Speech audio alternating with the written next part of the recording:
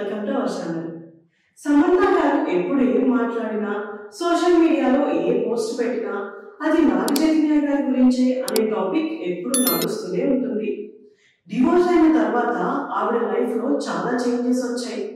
Health మీద concentrate చేయడం, challenging roles చేయడం, ఇంటర్నేషనల్ స్థాయిలో సినిమాలను సెలెక్ట్ చేసుకోవడంలో కాన్సన్ట్రేట్ చేస్తున్నారు.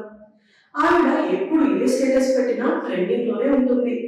రీసెంట్ గా సమంత గారు మనుషులు ఎప్పుడు ఒకే స్థితిలో ఉండరు, వాళ్ళు మారుతూనే ఉంటారు అనే ఒక స్టేటస్ పెట్టారు. అంతే, అది శోభిత గారు నాగ చైతన్య గారి గురించే అని కామెంట్స్ వస్తున్నాయి.